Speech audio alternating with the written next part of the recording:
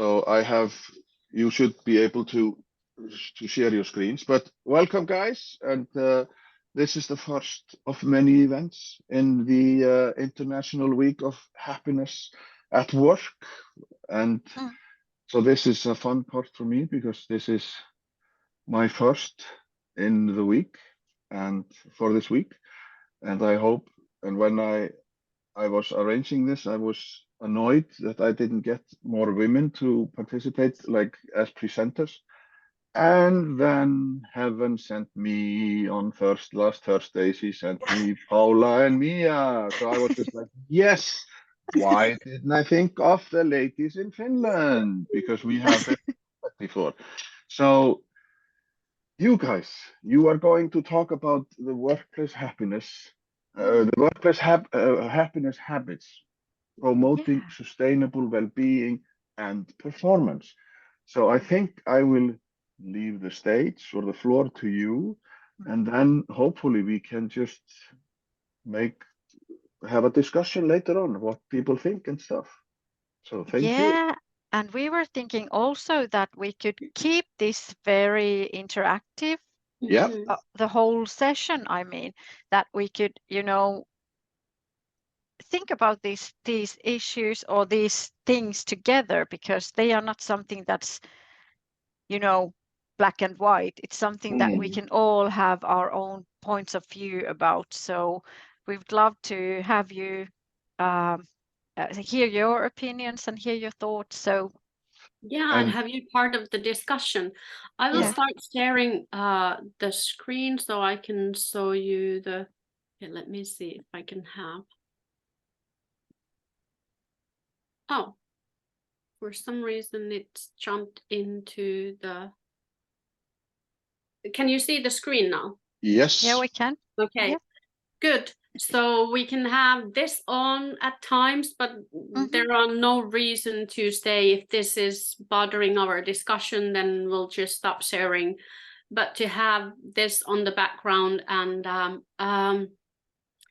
we wanna, on Miia and I on my behalf as well, welcome to the session and talking about workplace happiness habits, because we know that not all habits are promoting sustainable well-being and performance. And we want to have a discussion about it because it's such an important topic in today's world, especially looking back to the past few years that we have been going through with the pandemic, with the energy crisis, with the war, everything that's going on. And people start to react on those, and we can see it affect the workplaces as well. And just with a couple of words, we are from the Finnish Happiness Research Association. So we are an independent think tank, and we promote science-based happiness and flourishing in the world. And what we help people and individuals and organizations is to enhance the happiness, for example, on individual level or on a team level or on an organizational level. And we help especially organizations, but also individuals, to track the relevant positive shifts needed for the needle to move towards more happiness and well-being in very sustainable ways. We're not looking into making world a better place at a cost, but more to look in a way that there are certain things we can do and keep on doing that still will benefit us all in the long term. But that's kind of the beginning part of it. Okay, so now for some reason my computer is jumping the screens. But first, we want to have a discussion about what you think happiness at work is and what it means to you. Do you have ideas? What does happiness at work mean to you? Does it mean having an open communication, or whatever comes into your mind? What does it mean to you? Appreciation. Trust.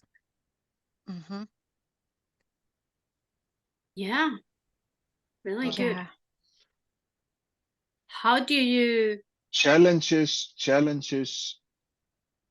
which suits me, like yeah, that you are not getting happiness at work. Yeah, maybe it's not happiness at work when you get overloaded of stuff. Mm-hmm. But more Mm-hmm.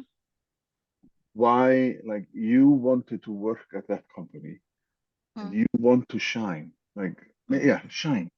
I want to shine. Yeah. I want to do. This is why you hired me. Why are you Yeah. crushing me? If that is, like, I know I'm not in the positive way, but I think that is something to think about, isn't it? Mm. Mm-hmm. How about common sense of purpose? Why are we here? What are we doing? Yeah. That's also, yeah. Mm-hmm. I think also playing to your strengths. Yeah. So doing the things that you're good at and not having to do the things you're bad at, you know, finding someone else to do those, because Yeah. it's such a waste of energy, isn't it, to be trying to do the things you really naturally are not good at. Yeah. Oh, Isabel, you are thinking about the Excel sheets. I think you are you're totally in the Excel program, aren't you? Yeah. He knows me. He knows I'm an ideas person, not an execution person. Yeah. Me too. Yeah. definitely Well, have a lot of common. Does anybody else have anything coming into mind? Or what were you gonna say, Hedin? No, I just it is very like Isabel may have that, like it depends on you. How are you as a person? What are you looking for? Because Yeah. I think I always take a pause when I go into the supermarket and look at the kids or people who are working at the tilt, like, doot, doot. And I adore them because it's just, but it's hard, but still they are doing it on a, like, they want to have some money in their pockets because they are in high school or whatever. So, Yeah. and I always try to smile at them and say, like, oh, you're doing a fantastic job or something. Just, the appreciation, because I'm not going to do that, or like, Yeah. been there, done that thing. Yeah. Yeah. But it would be fun if the other ladies on the call would maybe say something. Carolina, Sita, Audi, feel free. You don't have to be in picture. You can. Yeah. Yes. Yes. I agree with everything you have said, and then I would maybe add this kind of feeling. I guess we could call it psychological safety, or the feeling that I can be myself at work. That's very important and makes me happy. Yeah. Yeah, and feeling that if you have an idea, you won't be laughed at or you won't be crushed like that's a stupid idea. And making mistakes is okay. Also, we can all learn from the mistakes. We know a workplace where they order a creamy cake and have a party when somebody makes a mistake, so that they can always learn together and support probably the one person who made the mistake. Yeah, and encourage making those mistakes, because how many of us were brought up in an atmosphere where mistakes were celebrated rather than punished. Like, for example, in the school, we only got the red marks when we did something wrong in the exam, and then the mistakes were always kind of getting the attention, and then we learn to avoid them instead of embracing them, making and learning through trial and error. Yeah, and before all of you joined, we were talking about languages, and in Finland we need to study Swedish at school, but very many Finns don't want to talk Swedish if they go to Sweden or Stockholm, for example, and they rather speak English, because we were so brought up with you need to be perfect in grammar, you need to be perfect in pronunciation, and we're like, I'd rather not talk because I make so many mistakes. And that's also one thing that we carry with us when we have 2 official languages in Finland, but if you are not raised in that area where people actually talk Swedish, if you are raised in areas where people don't really use that in daily life, we rather speak English.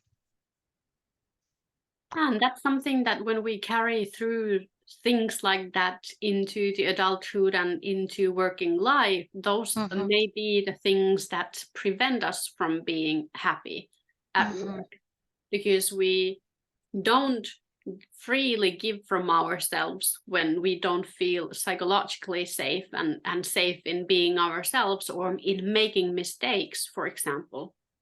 And those often end up being things that prevent the happiness that we feel on everyday basis. But is there anything else? Does Zita or Outi have anything that they want to add to the conversation? And if you're not able to speak, feel free to use the chat as well. Oh, I forgot to mention that. I just wanted to ask, because you mentioned the school and the red, like when you got the papers, it was all in red. Have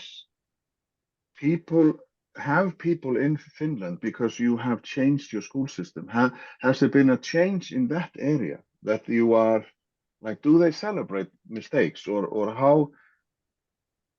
If you don't know it, then, or maybe you can talk about it later on, but it's just that a thought that came all of a sudden, that because you have just completely changed your approach to the school system, and you are in the top 5 there too, isn't it? Like the school system. And I wonder if the finger, like, oh, this is not good, like everywhere where I think we all have that kind of So it would be nice if you could comment on that later on, or just if you want to move ahead to the next slide or something. No, we can talk about it now. Do you want to add to that, Miia, or? If I look at I have 3 children that are at school at the moment, and if I look at their exam papers, it really varies from teacher to teacher, but there's quite a lot of red there still present in the exam papers that I see at home. And I don't know if that has changed so much throughout the years, the evaluation system, although there are many parts that have an effect on your school grade. For example, it's not only the one exam, but it's your enthusiasm, it's your behavior, it's also your engagement, it's how active are you at the lessons, for example. It's not only the school paper that's there for the grade. And to add to that, I have 3 children in school at the moment as well, and I've seen one teacher of my oldest one write in the exam that, like, well tried, when he didn't get a good mark, but you only get like an embraced comment when you get a really good mark, above 9 or above that on the scale of 1 to 10. So there still is this kind of dilemma of not embracing trial and error and learning through that in the evaluation system. But otherwise, I think there has been a lot of improvements in the school system as well. And that's probably something that is because we noticed that in discussions and in conversations that we are, as a country, obviously still learning. What is it? Kind of the culture of encouragement. Where we don't need to encourage the good grades or good behavior, but we can encourage that we see that someone is giving their best and really trying and putting on effort, even though it didn't end in a good or in the wanted or best result. So that's kind of and acknowledging that we see the person trying. And I think that's kind of what's. But do you think, around. because you're a research institute, like do you think that it is correlation between the school system and then you go to work and then you are reluctant to do trial and error, or you are reluctant to fail because in your mind, when you were going through 10 years of elementary school and then high school, like that it follows you into the work, like, because we are talking about happiness work and how it really does. How the habits can change, what we want to do with the habits. So it would be nice, like, to also for us others to think about that. Yeah, and there has been. Oh, sorry. Go ahead, Hedin. No. It was you made the right decision to stop me. I was just gonna say that we haven't been researching that, but there has been research. I think it was made in UK where they were researching, or was it a parallel study where they had different countries involved, that they were taking the girls who were doing really good in the school, or the students who were doing really good in the school, and then it was X amount of years later when they were in the work life, they were doing the examination again, and they noticed that they usually tended to be girls who were doing really good at school and were getting good grades and were kind of learned or got this idea and identity that they are perfect in what they do and that they need to be perfect in what they do.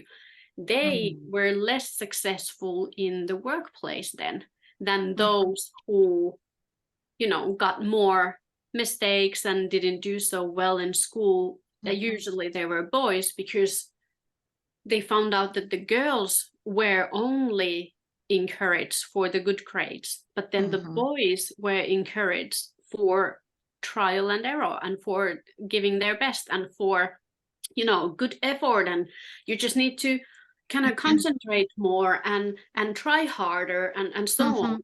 And then the girls learned that, okay, they need to get it perfect right away, and if they don't, they kind of took it part of their identity that, okay, I'm not good at this, instead of just thinking that, okay, I can try again and kind of bounce back from the setback. And that's really, really interesting study.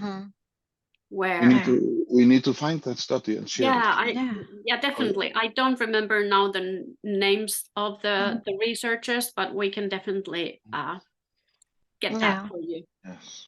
And in real life, I notice a lot of my clients, for example, remembering back at school when we have had these solo singing exams in front of the class. We needed to sing national anthem or something very difficult in front of the class, and the solo singing exams, they root very deeply. They people often felt shamed and humiliated, and this follows back to the working life where you need to be in front of people, in front of an audience, giving a presentation, and the same memories are like flashing back from the school days when you were laughed at or you were humiliated when you were in front of the class.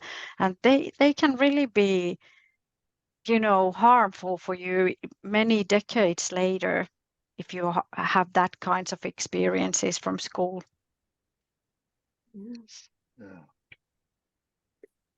Yeah, and that I think we can. Did Sita or is Outi still there? I think we lost Outi. Yeah. Okay. If you have anything you want to add into the what does happiness at work mean to you? I think we have covered a lot of stuff. Yeah. Because Thank you for engaging. Yeah, I love, and the conversations are usually the best. And what they also show us is is that we, you know, the signs and symptoms of burnout, they do come out in, you know, they can be as flashbacks from the past, as we now, you know, with the conversation that we can conclude that we carry a lot of things from the past with us that then we kind of trigger that, you know, events in the workplace trigger us into feeling not so good, and then kind of perhaps developing a false identity of ourselves in more negative way. And understanding that the signs and symptoms of burnout, they are threefold. There are physical, emotional, and behavioral symptoms, and we can see a lot of these present in today's working environments. And that's what we have noticed with Miia as well, and I'm sure everybody have noticed, and because none of us are exempt of these signs and symptoms of stress and burnout. And Isabel, you wanted to comment on this, or did you just? No, it's fine. I was going to, and then I thought I wouldn't interrupt. I just, please do. But thank you for giving me the opportunity. So it's a little bit, I'm iterating a little bit, but I really love this notion, and I hadn't really thought about it, that our experiences at school, of course, they carry through into our workplace. And of course, if we've had a bad experience, they increase our sensitivity to risk. So I've been doing a lot of work on this idea of highly sensitive people, and this notion that I think that highly sensitive people are often their sensitivity to risk, they're more likely to see something as a threat than a reward. And I've also been thinking a lot that happiness at work isn't something that you apply to everyone, and that we really need to start thinking that actually happiness at work, we need to understand the individual. So of course we need to think about it from an organization perspective. I'm not saying we don't, but I think now we need to start thinking about what does it mean for this individual? Like who are they when they come into the office, and what are their sensitivities? Because also, if you're highly sensitive and you're already coming in with a kind of history of feeling under threat, you're actually more likely to move towards burnout, because I think it means my personal belief is then that you're the kind of gap between maybe you're kind of you move more quickly into the stress zone out of the stretch zone, because I think you have less resilience. So thank you. Thank you for letting me interrupt. No, this is perfect. And I love the way how you type these things together, because then when, for example, the past few years, they have, I think these years have brought up this issue more, and it's become more visible to everyone than it was before. Because we were all going under stress and experiencing a lot of stress and not knowing how to cope with it necessarily in those situations, which kind of heightened the problems and made them more visible and obvious.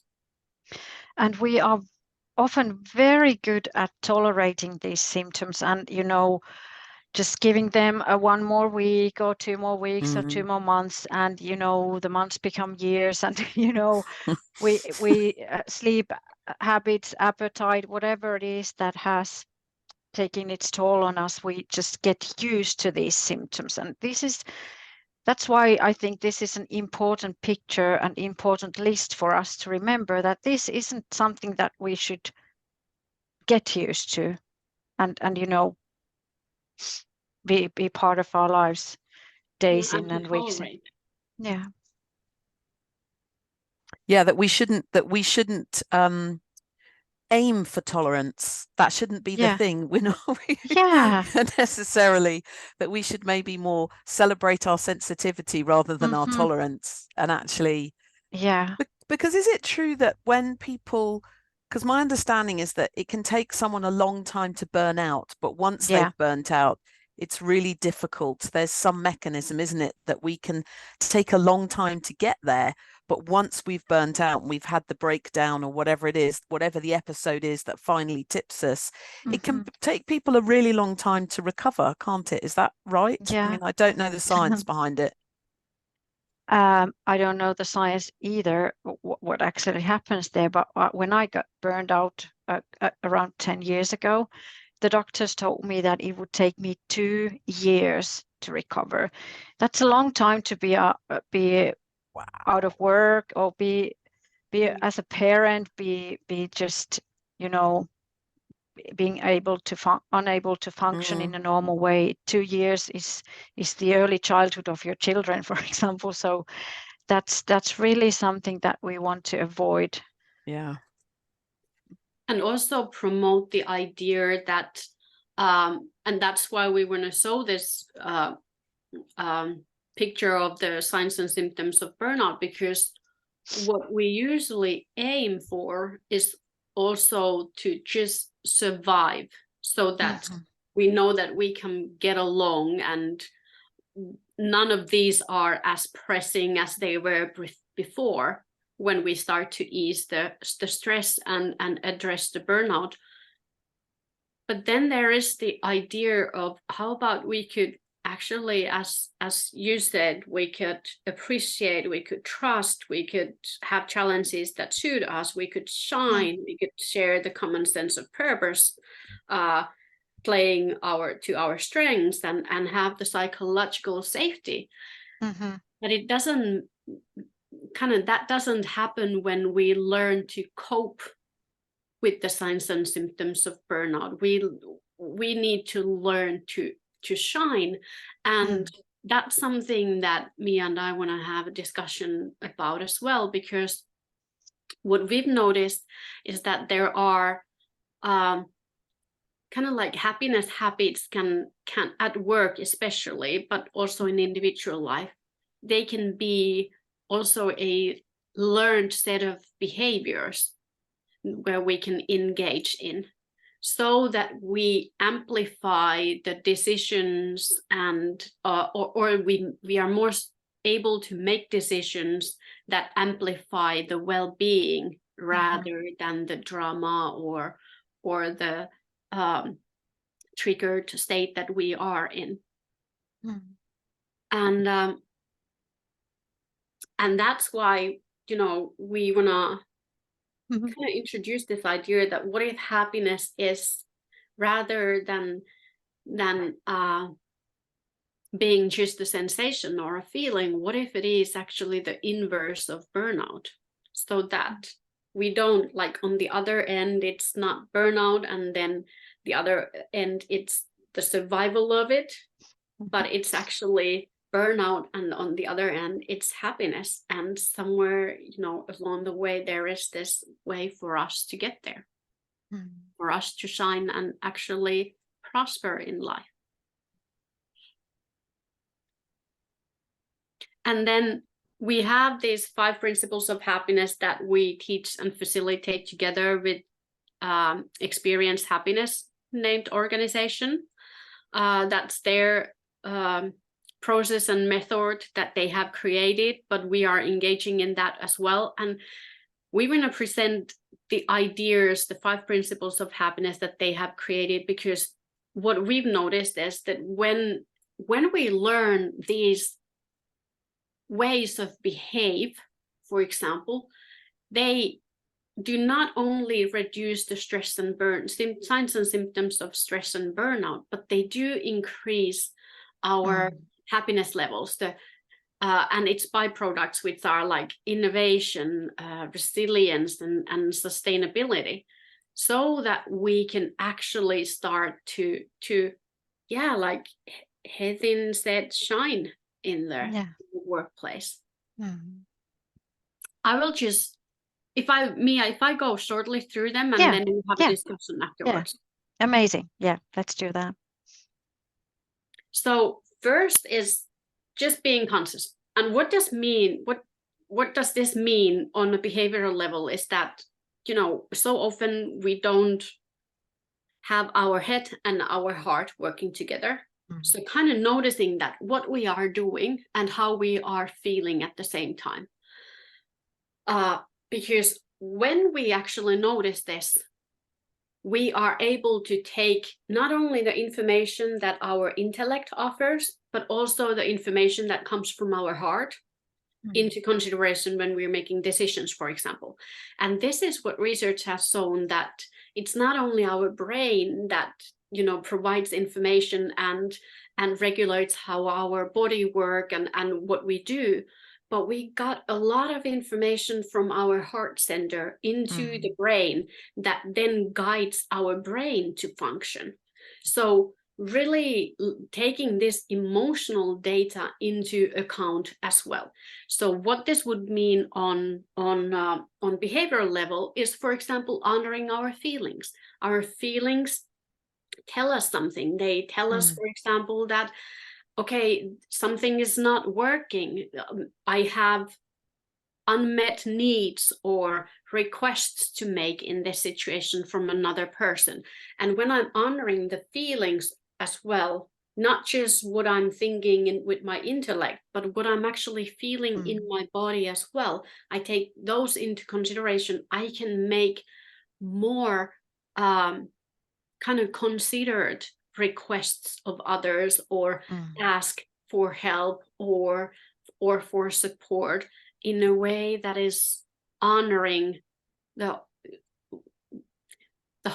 whole picture more than just on the idea level.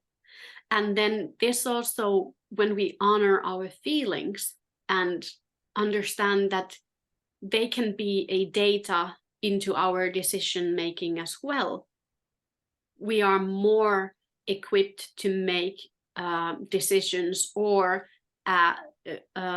make requests that amplify the well-being, not only in this moment, but in the long term as well. And then where this leads is to the notion that we can do the best we are able to do in that moment. And then we can let go of the need to control the outcome. And this also means, I mean, how much of the unhappiness in the workplace has to do with us trying to control the other people? How do they believe? What do they say? How do they behave?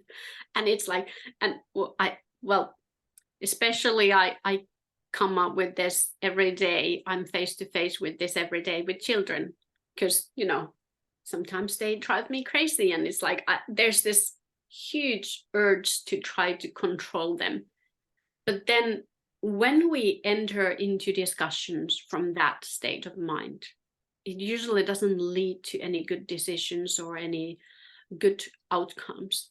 But when we learn that, okay, they're honoring our feelings, noticing that, okay, what it is that I actually need in this situation, and then being able to express it in kind and forwarding way, it's easier to get into a common sense of what's needed in here and move into co-creation, where we can actually co-create together what works now. So that's when we can release the idea, because we all have this list of how things should be in our head running. And when we follow that, we usually end up being unhappy people, because there's always more shoulds and we're always shooting ourselves. So that's when we get to move from how things should be into co-creating together how they actually could be. And then from that, there is this process. When we go through this process together, for example, in the workplace, when these are learned behavioral habits that we engage in, this can be on individual level, this can be on team level, or this can be on organizational level as an organizational culture, as a basis of the whole culture. Where we do this, we get to learn the lessons that life is teaching us in those moments. We get to learn the best practices. We get to notice that, okay, what beliefs we have that actually support us in moving forward, and what beliefs actually stop us from moving forward. And this comes to noticing, for example, that, okay, I'm noticing that I'm afraid to try because I've learned that I'm punished when I make mistakes. And then kind of knowing that, okay, that was true when I was a child, but what about now that I'm an adult? Yeah, there can be consequences, but is it the same? Does it make me unsafe in the way that it made me when I was a child and not capable of take care of myself? And then we can start to learn what would be the new, better beliefs that we can actually implement into our lives and kind of grow into our happiness garden. So this just very in a brief level going through kind of like the idea that there can be a learned set of behaviors that amplify our happiness, whether it is on individual, on family setting, or on team or organizational, even societal level, I'd say. So if you had a chance to feel into this and let us know if you didn't understand something, let us know and we'll go through them again. But with this quick overview, what do you think would happen if you implemented one or all of these into the daily lives? Would that affect, or which one of these would affect your happiness at work or happiness overall the most?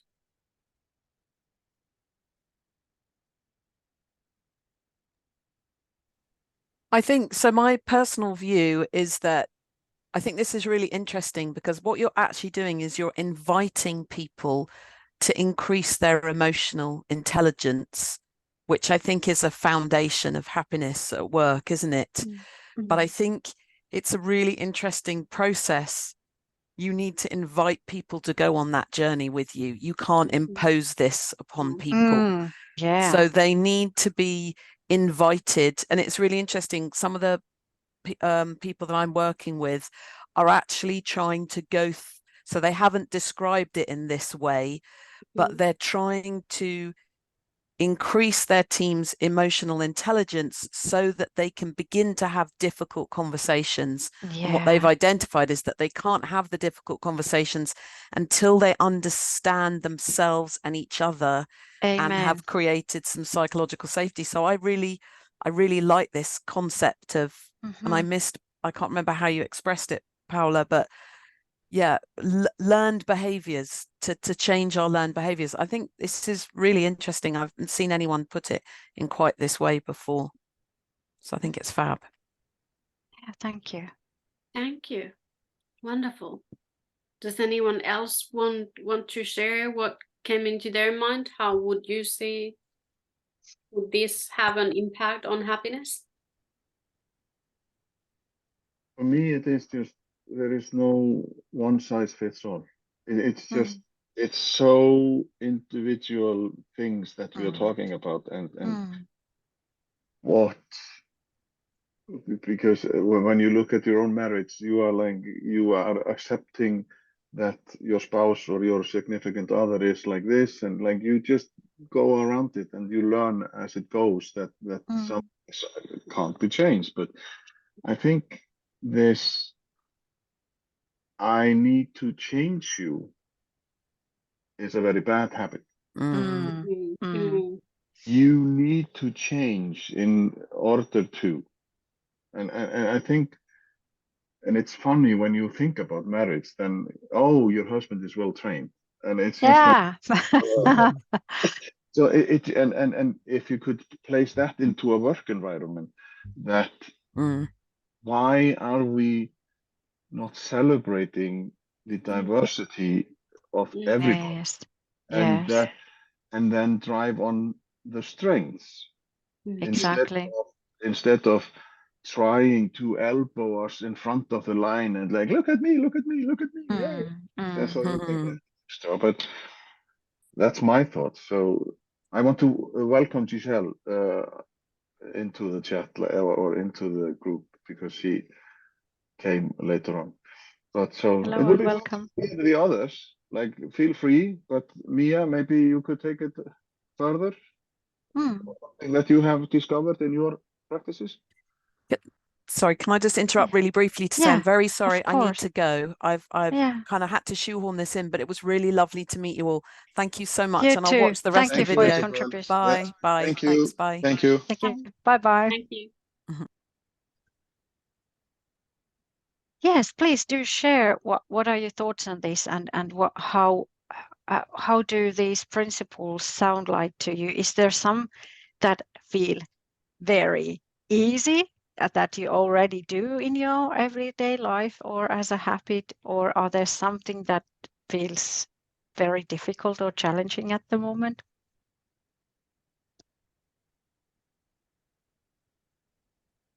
For example, being conscious, being present in the moment is something that people always say that, yeah, I know I should, but it's so difficult. But what is lovely about all this and the idea all in all is that happiness is something that we can learn and we can practice and we can become better at. It's not something that we only inherit a certain amount of happiness and then off we go to the rest of our lives, but we can actually learn different tools, different practices, different behaviors, habits that support our happiness. And we can, even though you feel like it's very difficult being conscious in today's world where we are surrounded with a lot of information, interruptions, and negative news all around us, it's hard to be conscious and hard to be present in the moment, but we can practice. And I was thinking, Paula, if it's okay, why don't we do a short practice about being conscious? It's a couple of minutes. What do you think? Do we have time? Yeah, we do have. Shall I'll stop sharing so you see people. Yeah. You can just close your eyes and bring your awareness to your breathing. And start breathing deeply so that your belly moves. And breathe out slowly. Bring your awareness to your toes and the soles of your feet. Just notice how you feel.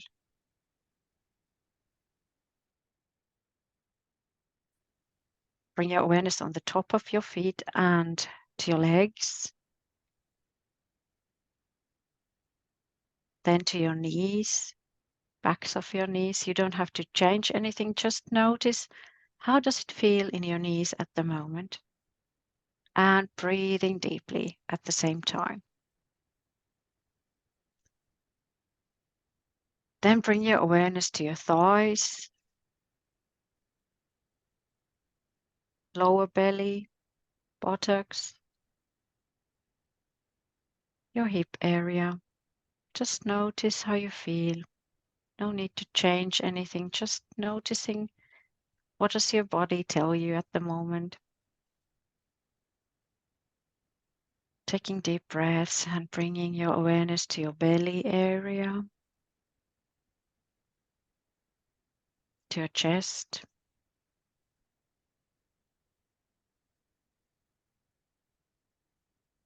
Then how does it feel on your shoulders at the moment? You can roll them a couple of times. And how about the upper back, middle back, lower back? What is your back telling you at the moment? And breathing deeply, bringing your awareness to your arms, hands, fingers.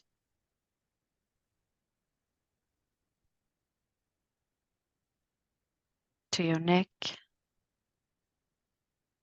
and your throat area.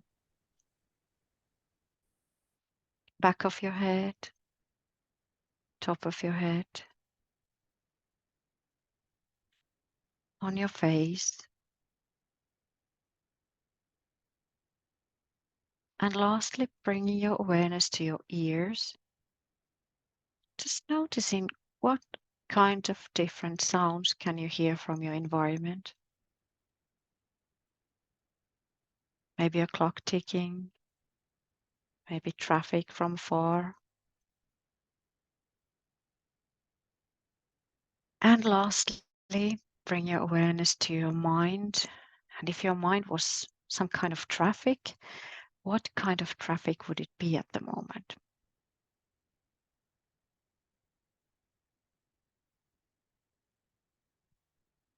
And whenever you're ready, you can just start moving your fingers, toes, and open your eyes, and know that you made a 3-minute exercise of being present in the moment, being conscious. You can use this in the middle of the workday. You can, if you don't have 3 minutes, you can do this only 1 minute, just being aware of your breathing, for example, and it will help you focus more. It will help you with your self-knowledge that Isabel was talking about. When you know yourself, it's easier to lead yourself, and when you know yourself, you lead yourself, and it's easier to lead others. Okay, hope you enjoyed this. And hope you didn't fall asleep. Hope. My shoulders, they told me that I'm stressed because I have, Okay. I need a massage.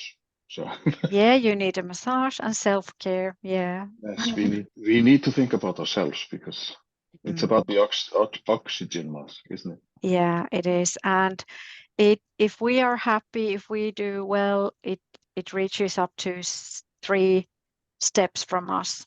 So it's not selfish to take care of yourself.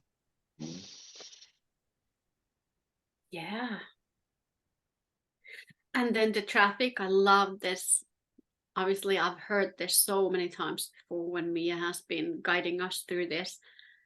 And I usually start with a very, hectic traffic in my head. And when we end this, it's like, it's just very easy going. It's me, only me, one car in an intersection. And there is very easy to go and very kind of relaxed way can move forward. And hope that happened to you as well. Yeah. Thank you, Zita, for your comment. If I can see that one more time. I enjoyed the well-being moment. Yeah, thank you. Yeah. Oh, that's wonderful that you spoil yourself with the moment. Yeah, yeah. Or just you. That's beautiful. That's really something what I learned throughout my healing journey from burnout is that I need to spoil myself. Nobody else will do that. I need to tell myself to go sleep early enough so that I get a lot of recovery and high quality sleep. And it's me who needs to take care of my needs first and foremost, so that self-love and self-care are one of the most important things that I learned in that journey. So. And this is really important because when we think about the happiness habits at work, we can do that by ourselves as well, so that it doesn't have to always come from the company or from the organization or from the foreperson or from your boss. It can be something that we can add into the workday. Yeah. Small practices like this and have them be part of the workday and make them a habit.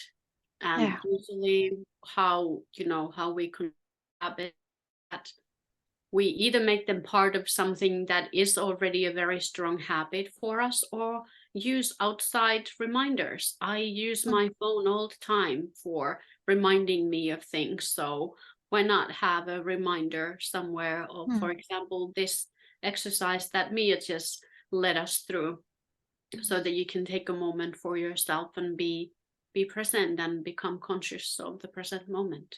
Yeah. Just when you mentioned me, this like doing something for yourself, my wife has started to like, she wants to go to bed at 10 o'clock every night. And she does. She's very like adamant about it. Good. Very good. And after she started doing that, I'm always like, I follow her maybe 10:30. And after that, I have started to sleep maybe for 8 hours, 9 hours. It's just and you can feel how the It's sleep amazing. have a great influence on your well-being. Exactly. And the research are very worried at the moment about the whole world, which sleeps far less than we should. So this is really something that you can easily help yourself to feel better. Just increase your sleep. So that's very good. Yeah, Say our best to your wife. Thank you. But Sita is also mentioning that we all should, because when we have been like together for 37 years, and she was always like, why can't you just stay in the silence? I always had to have music when I was working, driving, whatever.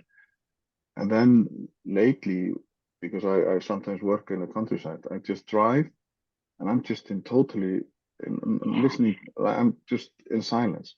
And often when I come home from the supermarket, I just sit outside with nothing in the car, just like I'm thinking about the supermarket or like the experience. Yeah. So it's just like, it is important. Like, we, as this busy society, everything is coming in your phone.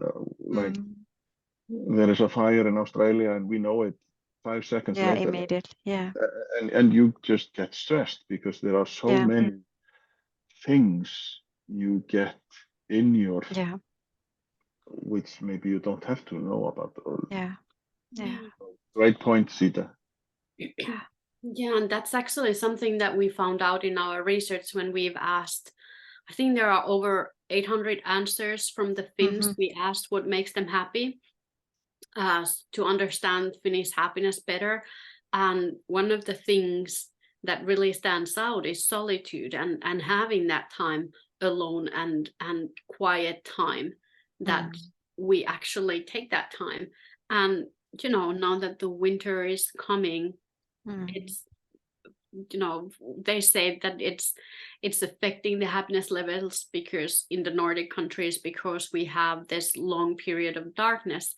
But then at the same time, obviously there's this time for people to kind of turn inwards and take more time for reflection, and then that's needed for our well-being, for our self-awareness and self-knowledge, and then to connect with the higher purpose in life, and then gaining strength, so it can become the strength as well.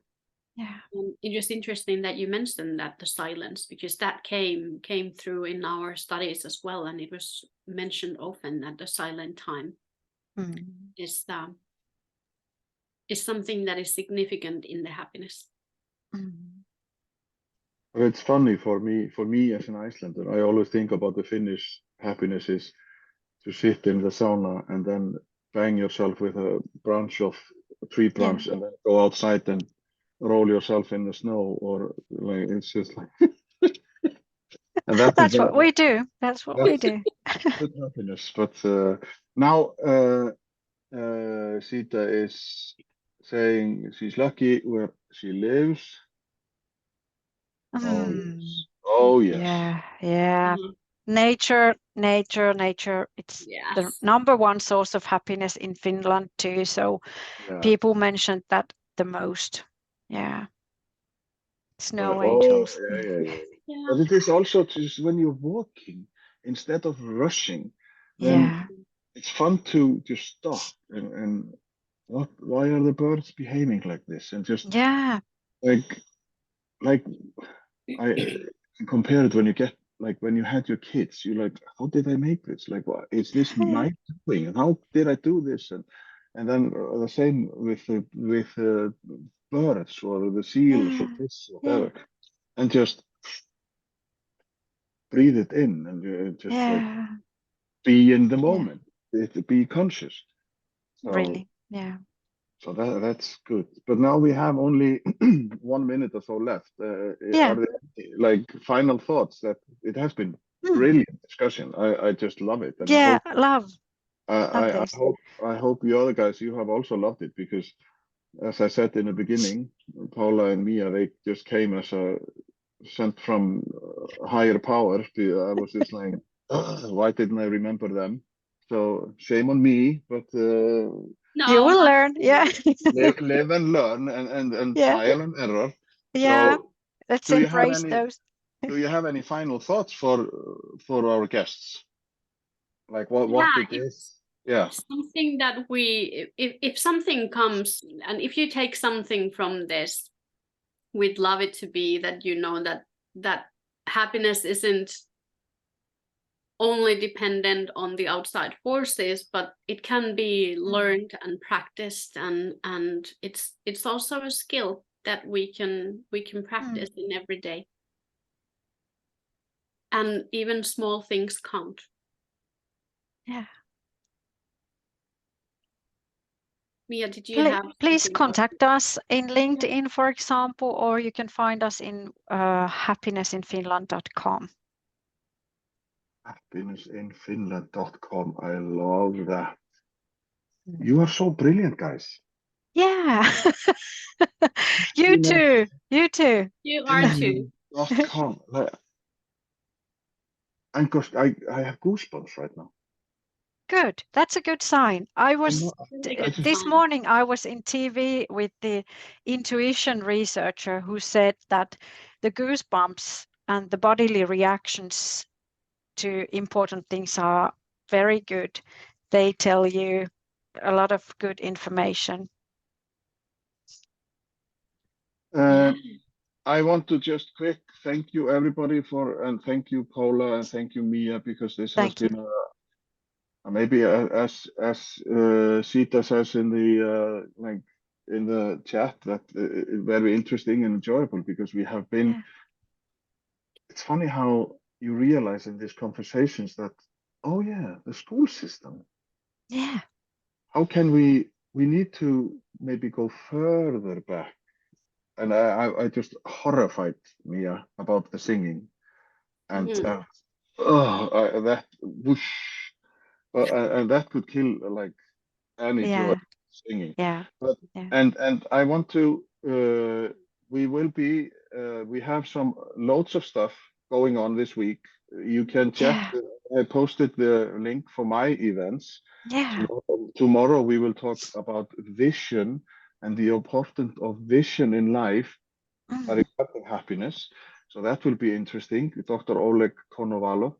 And I have placed a link to Eventbrite, but I have one thing I have learned from this session is that I have to send the link to people because I have the emails, so I can to make it easier for people. And happinessinfinland.com if there are more information for people.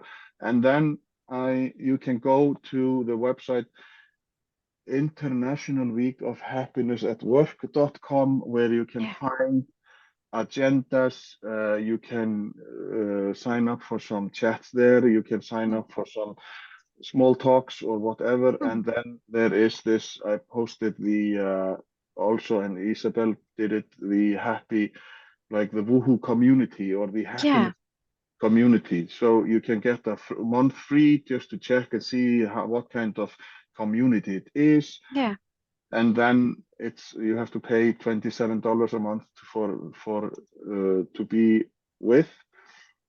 But great minds think alike. Thank you, Paula, and thank you, Miia. And thank you. Fabulous. Thank you very much. Thank you. Great minds. It has been wonderful. Thank you so much. Inspiring. Thank you. Thank you, everyone.